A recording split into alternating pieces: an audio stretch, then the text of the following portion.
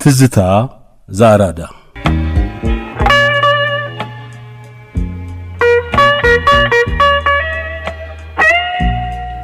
ያዝነው የአውሮፓውያን ወር ፌብሩዋሪ ብላክ ሂስትሪ መንዝ ተሰኝቶ ይከበራል። የጥቁር ታሪክ ወር እንደማለት ነው። ይህ በዓል በአሜሪካ ተጀምሮ በዩናይትድ ኪንግደም በ1987 ዓ.ም የአፍሪካ ዩቤልዩ ተብሎ የሚታወቀው ዓመት በአጋጣሚ የካሪቢያን ነጻነት 150ኛ ዓመት፣ የማርክስ ጋርቢ ልደት 100ኛ ዓመት እና የአፍሪካ መንግስታትን እድገት ለማሳደግ የተቋቋመው የአፍሪካ አንድነት ድርጅት 25ኛ ዓመት ምስረታ በዓልን ምክንያት በማድረግ ተከበረ እያለ ዛሬ ይህ በዓል በተለያዩ የዓለም ክፍላት ሁሉ ይከበራል።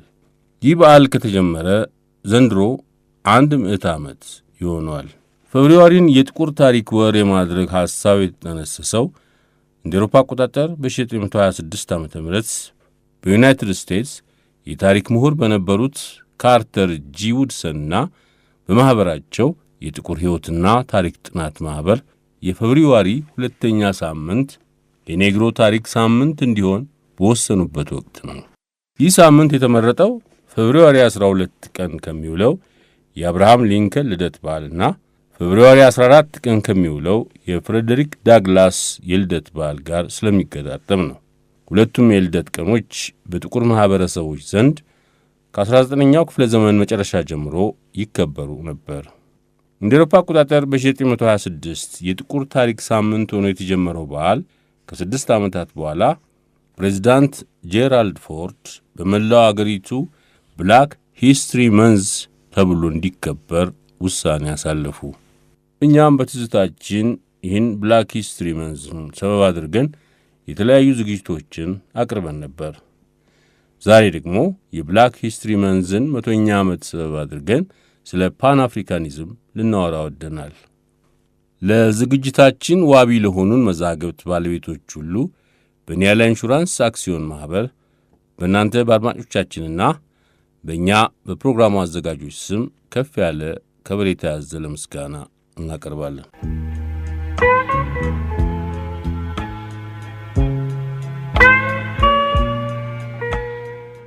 ለፓን አፍሪካኒዝም ትግል አያሌ አፍሪካውያንና አፍሪካ አሜሪካውያን አስተዋጽኦ አድርገዋል። ከነዚህ ውስጥ የጋናዊ ኳሜ ንክሩማ ስም ጎላ ተደርጎ ይወሳል። እርግጥ የጋናው ታጋይና በኋላም መሪ የነበሩት ኳሜ ንክሩማ ፓን አፍሪካኒዝም ተጋዳይ እንደነበሩና የሚጨበጨብለት ሚና እንደነበራቸው ማንም ክርክር የሚገጥምበት ጉዳይ አይደለም። ይሁንና ግን ፓን አፍሪካኒዝም የተጸነሰው ኳሜ ንክሩማ ነፍስ ከማወቃቸው በፊት እንደነበረ ብዙ መዛግብት ይናገራሉ። ፓን አፍሪካኒዝም አፍሪካ ለአፍሪካውያን በሚል መፈክር ስር መስደድ የጀመረው ከ1988 ዓ.ም የአድዋ ድል በኋላ ቢሆንም ብዙ ኢትዮጵያውያን ራሳቸውን አፍሪካዊ አድርገው ባለመቁጠራቸው እንዲሁም የሀገራቸው ድል ለዚህ ትግል መብቀል ምክንያት መሆኑንና ለዚህ ትግል ለአድናቆት ሸክም የሚከብድ አስተዋጽኦ የሠሩትን የሀገራቸውን ሰዎች ጮክ ብለው በድፍረት ለመጥራት ባለመቻላቸው በዚህ ብቻ ሳይሆን በሌሎችም ዓለም አቀፍ ተጋድሎዎች ውስጥ የነበራቸውን ታሪካዊ ስፍራ በፎርፌ በመልቀቅ ለሌሎች አሳልፈው ሰጥተዋል። የራስን እውነተኛ ገጽታና ሥራ በድፍረትና በግልጽ የሚናገር ትውልድ ካልተፈጠረና የነበረው ይሉኝታና መሽኮርመም ከቀጠለ ወደፊትም በጥረታቸው የሚያገኙትን ግዳይ ሁሉ አሳልፈው እየሰጡ መቀጠል አይቀርም። ፓን አፍሪካኒዝም በዚህ ስሙ መጠራት የጀመረው እንደ አውሮፓ አቆጣጠር በ1897 የአድዋ ድል በተደረገበት በዓመቱ መሆኑ ነው። በለንደን የአፍሪካ ማኅበር ከተቋቋመና ከ3 ዓመት በኋላ በ1900 አውሮፓዊ ቀመር የመጀመሪያው የፓን አፍሪካን ኮንፈረንስ ከተካሄደ በኋላ ነበር ይላሉ አንዳንድ ጸሐፍት። ያኔ ከአፍሪካ ማኅበር ጀርባ የነበሩት ጉልበተኛ ሄንሪ ሲልቬስተር ዊሊያምስ የሚባሉትና ቢጤዎቻቸው በዓለም ዙሪያ የተበተነውን የአፍሪካን ዲያስፖራ አንድ በማድረግ ፖለቲካ መብታቸውን እንዲያስከብሩ ማድረግ ነበር ምኞታቸው። ሌሎች ደግሞ በአፍሪካና በካሪቢያን ሀገሮች ላይ የተንሰራፋውን የቅኝ አገዛዝ ቀንበር ለማስወገድ መታገል ነበር ዓላማ ያደረጉት። ዱስ መሐመድ አሊ የተባሉት ለምሳሌ ለውጥ ማምጣት የሚቻለው በኢኮኖሚ እድገት ብቻ ነው ብለው ያምኑ ነበር።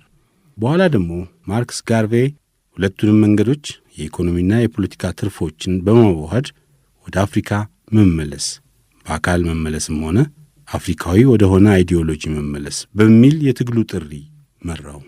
ለፓን አፍሪካኒዝም ትግል የ988 የአድዋ ድል መነሻ ምክንያት እንደሆነ ሁሉ በ928 ዓ ም የኢትዮጵያ መወረር ደግሞ ትልቅ ዓለም አቀፍ መነቃቃትን ፈጥሮለታል። የመጀመሪያው የኢትዮጵያ ድል ክብሪት ሆኖ ትግሉን ጭሮ ሲያነሳሳው፣ የበኋላው የኢትዮጵያ ወረራ ደግሞ ማገዶ ሆኖ አቀጣጥሎታል። በሁለቱ የዓለም ጦርነቶች መካከል ደግሞ ፓን አፍሪካኒዝም በኮሚኒዝምና በሠራተኛ ማኅበራት ትግሎች ተጽዕኖ ስር ነበር። በጊዜው ይጽፉ የነበሩት እንደ ጆርጅ ፓድሞር፣ አይዛክ ዋላስ ጆንሰን፣ ፖል ሮቢንሰን፣ ዌብ ደቦይና ዋልተር ሮድኒ አይነት ሰዎች ነበሩ። ዌብ ደቦይ ተከታታይ የፓን አፍሪካን ኮንግረስ በለንደን፣ በፓሪስ፣ በኒውዮርክ ያካሄዱ ነበር።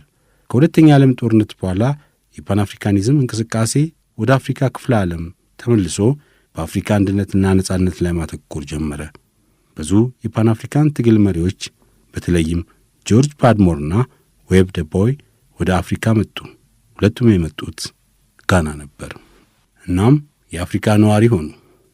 ያን ጊዜ በክፍለ ዓለሙ አዲስ ወጣት ፓን አፍሪካኒስቶች ከብሔረተኞች ውስጥ መብቀልና ብቅ ብቅ ማለት ጀመሩ። እነዚህም እነ ኳሜ ንክሩማ፣ ሴኩ አህመድ ቱሬ፣ ጁልየስ ኔሬሬ፣ ጆሞ ኬንያታ፣ አሚልካር ካብራል፣ ፓትሪስ ሉሙምባ ወዘተ ወዘተ ናቸው። በአድዋ ድል ማግስት የተለኮሰው የፓን አፍሪካን እንቅስቃሴ ግን ከእነዚህ ወጣቶች መብቀል በፊት ረጅም ጎርበጥባጣ ጎዳና አቆራርጧል። ኢትዮጵያ ታበጽሕ እደዊሃ ኀበ እግዚአብሔር፣ ኢትዮጵያ እጆቿን ወደ እግዚአብሔር ትዘረጋለች የሚለው የመዝሙረ ዳዊት ጥቅስ ቢያንስ ለ300 ዓመታት በሰሜንና ደቡብ አሜሪካ እንዲሁም በካሪብ ደሴቶች በባርነት ቀንበር ስር የነበሩት ጥቁሮች መፈክር ነበር። ነጮቹ አውሮፓውያን አረመኔዎች በነበሩበት ወቅት ኢትዮጵያውያን ጥቁሮች ኃይለኞችና የተከበሩ እንደነበሩ ለማስመስከር ነበር እነዚህ ጥቁሮች ይህም መፈክር የመረጡት። ኢትዮጵያ ማለት ለእነሱ ያን ጊዜ አፍሪካ ማለት ነበር። በ19ኛው ምዕት ዓመት ለጥቁሮች ነፃ እንቅስቃሴ ኢትዮጵያዊነት የሚለው ዘይቤ ፍልስፍና ብቻ ሳይሆን የመሪዎቻቸውም መፈክር ሆነ። የታሪክ ተመራማሪው አፍሪካ አሜሪካዊ ዊልያም አር ስኮት እንዲህ ብሏል። ጥቁሮች ለዓለም ስልጣኔ አስተዋጽኦ አላበረክቱም የሚሉ ነጮች ሊቃውንት ተብዬዎች ኢትዮጵያውያንስ ሲባሉ እነሱማ ቆዳቸው የጠቆረ የነጭ ዘር ናቸው በማለት ያመካኙ ነበር።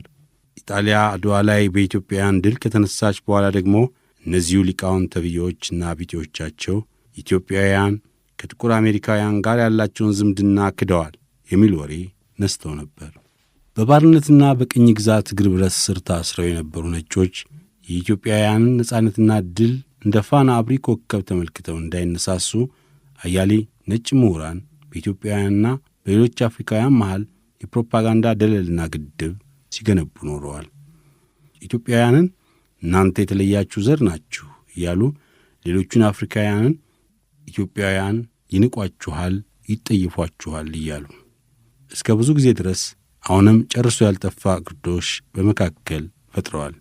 ሮበርት ፒ ስኪነር የተባለው ጸሐፊ ጻፈውን ለአብነት እንመልከት። ኢትዮጵያውያን ደጉን ነጭ ርኩሱን ጥቁር አድርገው ይስላሉ። የንጹሕ ኢትዮጵያዊ ቀለም ፈካ ባለ የወይራ አረንጓዴነትና ድፍን ባለ ጥቁርነት መካከል ያሉትን ቀለማት ቢነካካም ራሱን ኔግሮ አድርጎ አይመለከትም። እውነትም ከቀለሙ በስተቀር የኔግሮ ቅርጽ የለውም። በራስ ቅል ትልቅነት፣ በመልክ፣ በእግር በተለይም በተረከዝ ቅርጽ ኢትዮጵያዊ ፈጽሞ ኔግሮ አይመስልም። የአበሾቹን የቆዳ ቀለም ያጠኑ ሰዎች 7 አይነት ነው ይላሉ። ቀያዩ በቅላቱ ራሱን ያዋድዳል እያለ ይቀጥላል ሮበርት ፒ ስኪነር። እስከ ቅርብ ጊዜ ድረስ ብዙዎቻችን ኢትዮጵያውያን በእነዚህ አይነት አስተያየትና አስተሳሰብ ታቢየን ነበር። ዛሬም ያለቀቀን አንጠፋም።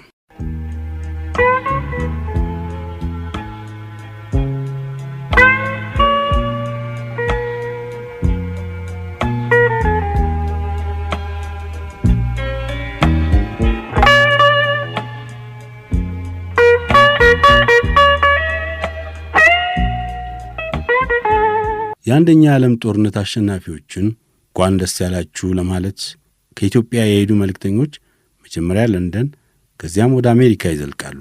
በ1911 ዓ.ም። የልኡካኑ ቡድን መሪ ደጃዝማች ናደው አባ መብረቅ ነበሩ። የዚህ ቡድን አባል የነበሩት ከንቲባ ገብሩ ስለ ጉዞው ከተናገሩት ልጃቸው ኮሎኔል ዳዊት ገብሩ ካሳተሙት ከንቲባ ገብሩ የኢትዮጵያ ቅርጽ ከተሰኘው መጽሐፍ ጥቂት መስመሮች እንመልከት። አንድ የጥቁሮች ጋዜጣ ዘ ቺካጎ ዲፌንደር ያተማቸው የተለያዩ አሰቃቂ ዜናዎችና ዘገባዎች ነበሩ። የቺካጎ ዲፌንደር ጋዜጠኛ አር ዲዮንስ የልኡካኑን መሪ ቃለመጠይቅ አደረገላቸው። ጋዜጠኛው ዲፌንደር በ27 ሰኔ ጋዜጣ በመጀመሪያው ገጽ ላይ ያወጣውን አይተውታል? ደጃዝማች ናደው ጋዜጣውን ያየሁት ገና አሜሪካ ሳልመጣ ነው። ማንም ሰው ቢሆን ካለ ፍርድ መገደል የለበትም። በሕዝባችሁ ላይ በደረሰው ሰውን የማቃጠል በደል አዝነናል። እናንተ ትግላችሁን ቀጥሉ። ጋዜጠኛው በሕዝባችሁ ሲሉ እናንተ የጥቁር ዘር አይደላችሁም ማለት ነው? ደጃዝማች ናደው እኛ ጥቁር አይደለንም ማለት አይደለም። እኛ ጥቁር ብንሆንም እንደ አሜሪካ ጥቁሮች አይደለንም። የምንገመተው እንደ ነጭ ነው። በጥቁር አሜሪካኖች ላይ በየጊዜው በሚፈጸመው በደልና ጭቆና በጣም አዝነናል። ታገሉ፣ ትግላችሁን አታቋርጡ። ምልልሱ ሐምሌ 4 ታትሞ የደጃዝማች ናደው አነጋገር ለብዙዎቹ ጥቁሮች ሬት ቢልም የዲፌንደር አንባቢዎች ጉዳዩን በመተቸት ዘረኞቹን ነጮች ለማስደሰት ስላልፈለጉ ሰምተውት ዝም አሉ ይላሉ ከንቲባ ገብሩ። ይህም ሆኖ ግን አፍሪካ አሜሪካውያን ወይም ዲያስፖራ አፍሪካውያን ሙሉ በሙሉ ፊታቸውን ከኢትዮጵያ አልመለሱም። የአድዋ ጦርነት ከተከናወነ በኋላ በ1889ና በ1990 ጥቂት ጥቁሮች ከካሪብ ዌስት ኢንዲስና ከአሜሪካ አንዳንድ እያሉ ወደ ኢትዮጵያ መምጣታቸውን ቀጠሉ። ከእነዚህም መካከል የቤኒቶ ሲልቪያ ጉብኝት ጉልህ ቦታ ይሰጠዋል። ቤኒቶ ሲልቪያ በጣም የተማረና ከባለጸጋ ቤተሰብ የተወለደ የሄይቲ ዜጋ ነበር። ሄይቲ በታሪክ ለመጀመሪያ ጊዜ ባሮች ጌቶቻቸውን ገልብጠው ሐራ የወጡባት አገር ናት።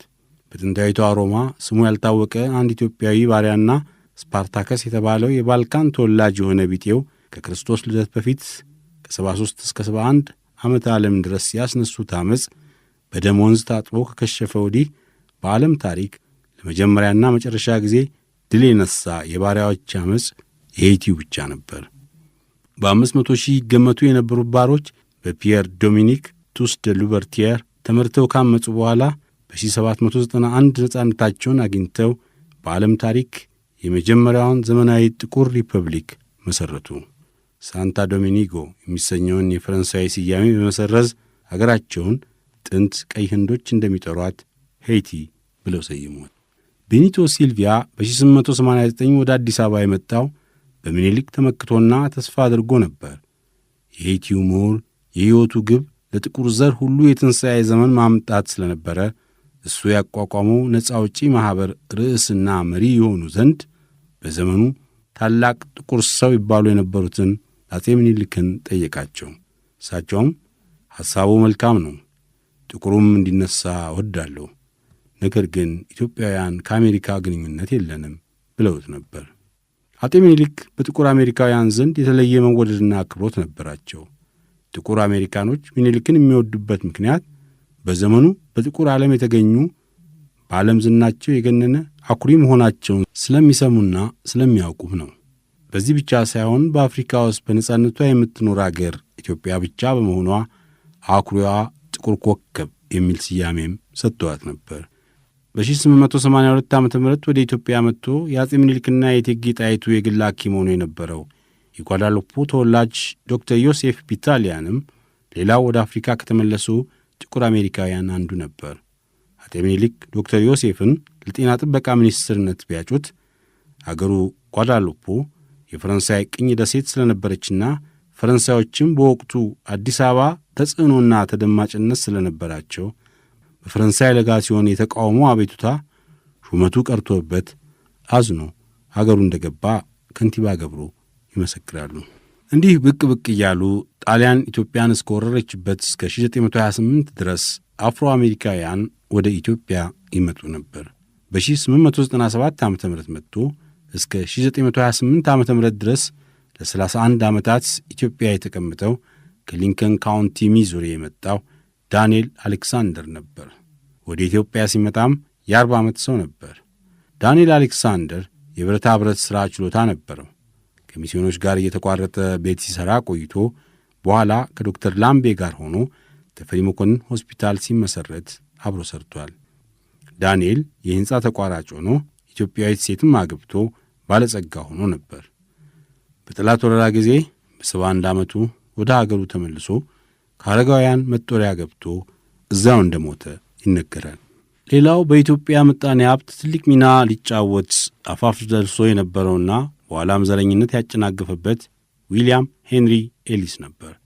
ኤሊስ ራስ መኮንን በ1894 ለብሪታንያዊ ኤድዋርድ 7ኛ ንግሥ የሄዱ ጊዜ የአበሻ መኳንንት መጥተዋል ማለትን እንደሰማ ለንደን ድረስ ሄዶ የተዋወቃቸው ጥቁር አሜሪካዊ ነበር።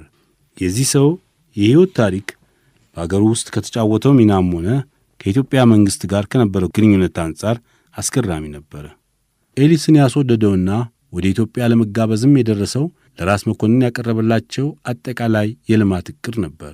እሱም የኢትዮጵያ ባንክ ማቋቋምን፣ የወርቅ ገንዘብ ማተምን፣ የጠቀራ ቅንስናሽ መቀጥቀጥን፣ ከጅቡቲ እስከ ድሬዳዋ ድረስ ሄዶ ይቆም የነበረውን የምድር ባቡር አዲስ አበባ ድረስ እንዲዘልቅ ማድረግን የሚያጠቃልል ነበር።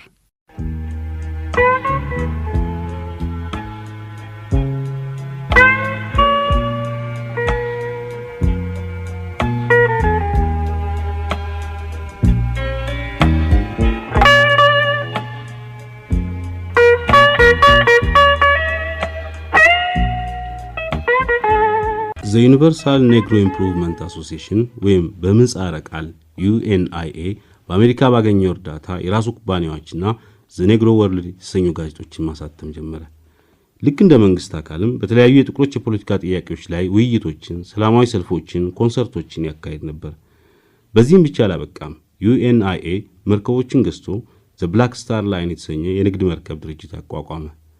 እነዚህ መርከቦች በካሪቢያን ደሴቶችና ከአፍሪካ የባህር ዳርቻዎች ቡና፣ ስኳርና ኮኮናት የመጫን አገልግሎት እንዲሰጡ በማድረግ በጊዜው ከንግድ ጠቀሜታው በላይ ቀይ፣ ጥቁር፣ አረንጓዴ ቀለም ያለውን የድርጅቱን ባንዲራ ያውለበለቡ በአብዛኛው በጥቁሮች በሚንቀሳቀሱ መርከቦች ይዘው በደቡባዊ አሜሪካ ክፍል፣ በካሪቢያን ደሴቶች፣ በአፍሪካ ሲመጡ ይፈጥሩ የነበረው ስሜት እጅግ ከፍተኛ ነበር።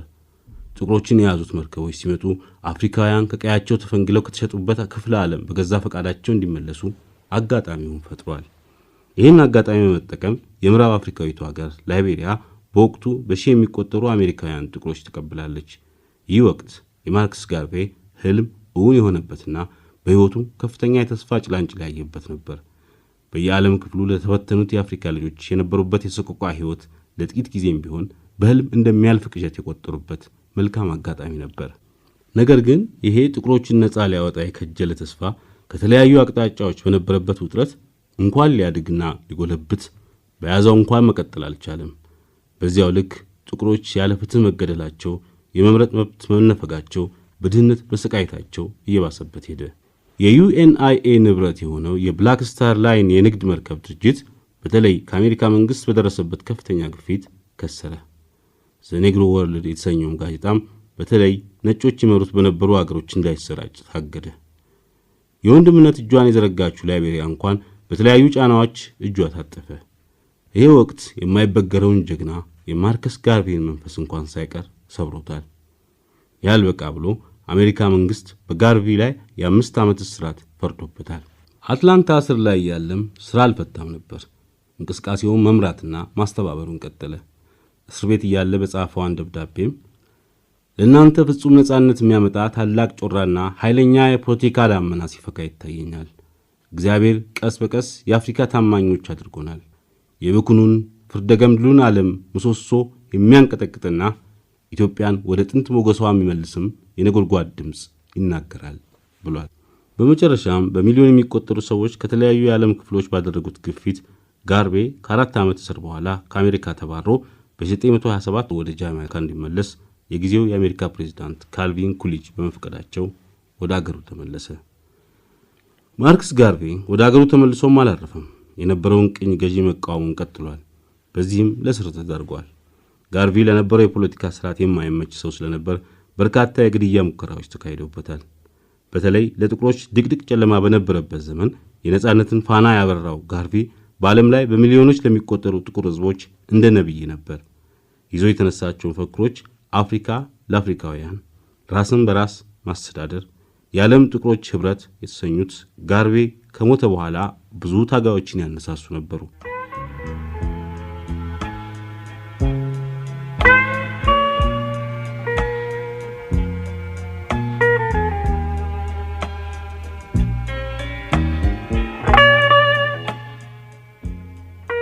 ማርክስ ጋርቬ ከሞቱ ከ4 ዓመት በፊት ኢጣሊያ ሀገራችንን በወረረችበት ጊዜ ያኔ ዋና ጽሕፈት ቤቱን እንግሊዝ ሀገር ባደረገው የዩኤንአይኤ ዋና መስሪያ ቤት አማካይነት ከፍተኛ ተቃውሞን አሰምቷል።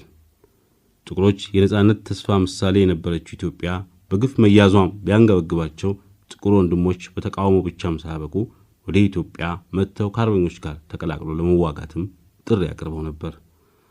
በዶክተር መላኩ በያን ወጥዋችነትም ጥቂት አፍሮ አሜሪካውያን ወደ ኢትዮጵያ የመጡ ሲሆን ከክሊቭላንድ ከኒውዮርክና ካሪቢያን ደሴቶች በነጠብጣብ መግባታቸው አልቀረም። ጠላት እስከገባበት ጊዜ ድረስ ቁጥራቸው ወደ 100 ደርሶ ነበር። በየጊዜው ከመጡት ጥቁር አሜሪካውያን ሁሉ ለዘለቄታው በ3 ትውልድ ኢትዮጵያውያን ላይ አሻራውን የተወው የፎርድ ቤተሰብ ነበር።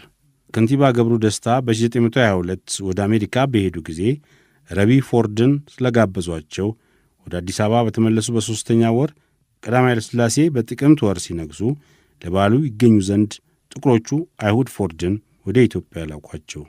ተልኳቸው ግን በጣና አካባቢ ሰው የማስፈር ጥናት ማድረግንም የሚጨምር ነበር። በነገራችን ላይ ጄዲ ዋይት የተባለ የኒውዮርክ መሐንዲስ ኩባንያ በዚያን ጊዜ በ20 ሚሊዮን የአሜሪካን ብር ጣናን ለመገደብ ተቋርጦ ነበር። የሆነ ሆኖ ረቢ ፎርድ ከሌሎች ባልደረቦቻቸው ከታወቁት የሃርለም ዘፋኝና ብሔረተኛ ሚስ አይድራ ፓሪስ፣ ጃክማንና ሂሊገር ጋር ተነስተው ሂሊገር ብቻ ጉዞ ላይ ሲሞቱ ሌሎቹ በታህሳስ 1923 አዲስ አበባ ገቡ። በዚያን ሰዓት አረጋዊው ዳንኤል አሌክሳንደር በጋርቪ ድርጅት ውስጥ ያገለገሉት ሚስስ ሄቲ ኮፊ በኢትዮጵያ መናገሻ ይገኙ ነበር። ማርክስ ጋርቪ አገር ሲያናውጡ ረቢ ፎርድም ሃርለም ውስጥ ነበሩ። ረቢ ያሰኛቸው የአይሁድ ካህንነታቸው ሲሆን የተካኑትም ከሃርለም ጥቁሮች ውስጥ ጥቂት ተከታዮቻቸውን ይዘው በሙሴ ሃይማኖት ጥቁር ዕብራውያንን ባደራጁበት ጊዜ ነው። እምነታቸው ጥቁር አሜሪካውያንን ግር የሚያሰኝ ቢሆንም ለኢትዮጵያ ባዕድ ስላልነበረ ብቻ ሳይሆን በእናታቸውም በኩል የነበራቸው የኢትዮጵያዊነት ደም ነበር የሳባቸው። በሃይማኖታቸውም በኩል ይሁዳነታቸው መሠረት ነበረው። ልጃቸው ዮሴፍ ፎርድ እንደገለጡት አንዱ ፈላሻ ከሴት ልጃቸው ጋር ወደ ኢየሩሳሌም ለመሄድ የተሳፈሩበት መርከብ መንገዱን በመለወጥ አፍሪካን አካቦ ወደ ፓናማ አቀና። አባትና ልጅ በሁኔታው ተጨንቀው ሳለ መርከቡ ላይ ይሠራ የነበረ ብቸኛ የምዕራብ አፍሪካ ተወላጅ ባሕረኛ በምግብና በሌላም እየረዳቸው መርከቡ ፓናማ ላይ መልሕቁን ጣለ። ፓናማ የውብ አገር ስለነበረች የልጅቷ አባት በድንገት ሞተው እዚያው ተቀበሩ። ከጊዜ በኋላ ባሕረኛውና ልጅቱ ተጋብተው ጃዚያ ፎርድ ተወለዱ።